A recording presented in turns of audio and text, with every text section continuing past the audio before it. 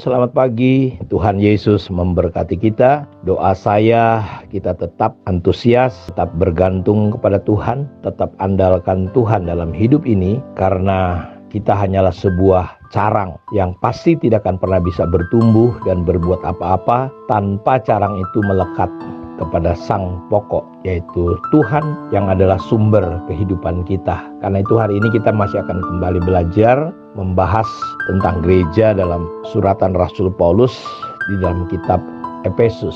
Kita sudah belajar bahwa begitu pentingnya gereja yang perlu kita pahami, butuh pewahyuan, butuh pengenalan akan Tuhan untuk kita bisa memahami gereja dengan benar. Percayakah saudara bahwa gereja atau jemaat adalah kata yang tidak asing lagi di telinga kita sebagai orang-orang Kristen, sebagai orang-orang percaya. Saya menyerahkan diri kepada Tuhan mulai dari tahun 83 dan hari ini tahun 2023, berarti sudah hampir 40 tahun. Saya bersyukur tingkat pemahaman, pengenalan saya semakin bisa memahami yang namanya gereja dengan sudut pandang seperti yang sedang kita pelajari. Banyak hal, waktu, pikiran, bahkan saudara tenaga, energi, uang diberikan untuk membangun orang dan diri saudara dan saya di dalam apa yang namanya gereja.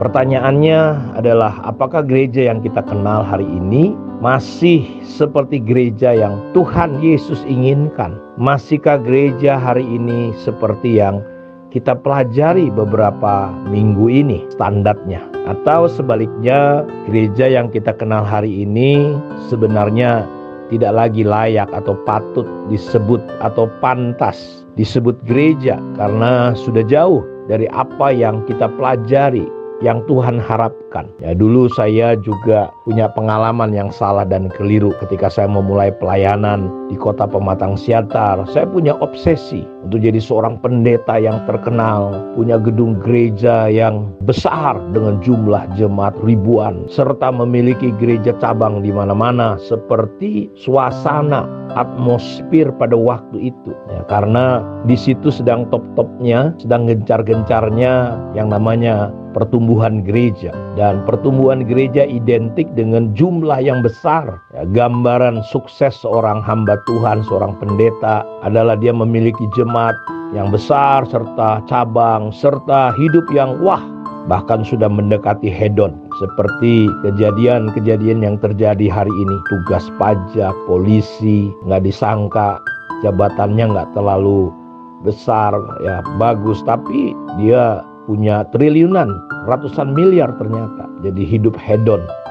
Dan seperti itulah gambaran sukses seorang pendeta yang melayani di gereja. Jadi hidup yang wah, tapi tidak menjadi serupa dengan Kristus.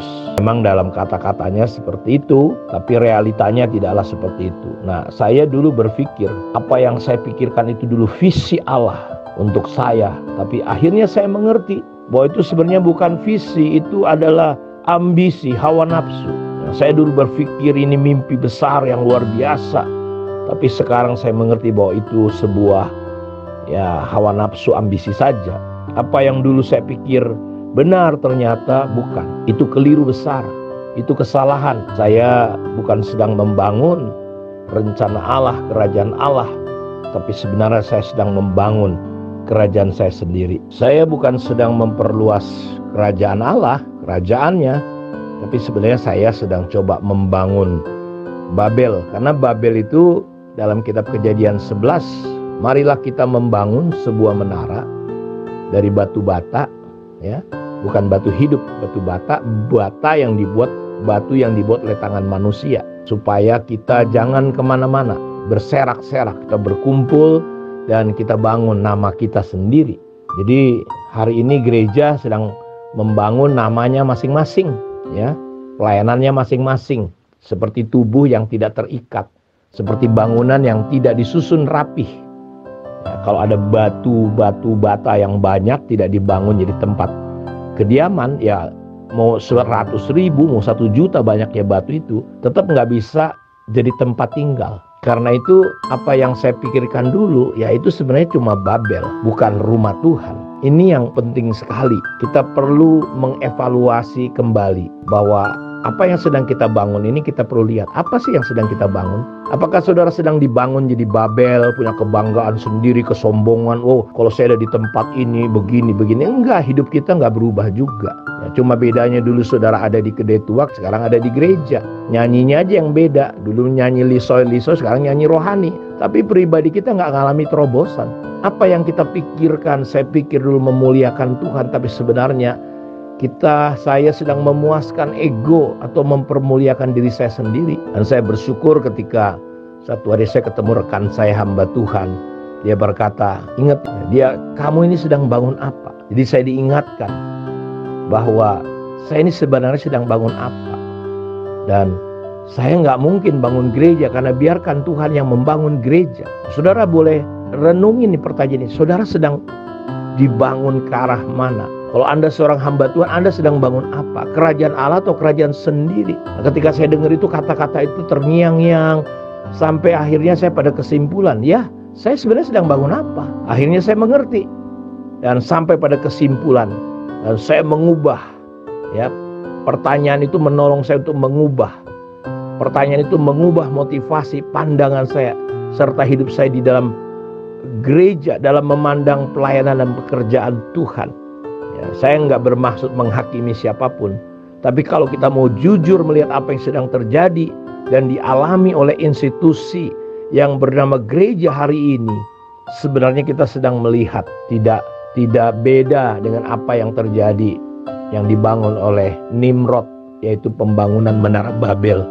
Karena itu betapa pentingnya kita dibukakan, dicelikan, betapa pentingnya kita mengenali kebenaran Allah, sehingga kita bisa memahami betapa dahsyatnya gereja yang Tuhan mau bangun. Karena itu mari kita melepaskan diri kita dari ego kita, dari kepentingan kita, dan kita mulai memberi diri kita untuk dibangun di atas dasar Kristus sebagai batu penjuru, dan dibangun di atas dasar pengajaran rasul-rasul dan nabi-nabi, sehingga kita semua bisa menjadi gereja kepenuhan Kristus, di mana Dia menjadi kepala, kita adalah tubuhnya. Tubuhnya ini yang bertanggung jawab untuk memenuhi semua dan segala sesuatu. Saya percaya semua yang baik, semua yang indah, semua yang mulia harusnya itu mengalir dari gereja kepada dunia, bukan sebaliknya dari dunia kepada gereja. Karena itu dulu kalau kita ingat di Inggris, di Amerika, ya ada museum-museum, ya ada universitas-universitas dengan nilai-nilai Kristen. Karena pengetahuan, kebaikan, kebenaran harusnya lahir dari gereja. Karena itu mari kita beri diri kita untuk dibangun oleh Tuhan, menjadi gereja kepenuhannya, yang dibangun rapi tersusun untuk menjadi tempat kediaman Allah. Kiranya Tuhan memberkati renungan ini, dan mari kita berdoa. Terima kasih Tuhan, berkati semua anak-anak-Mu dimanapun mereka berada.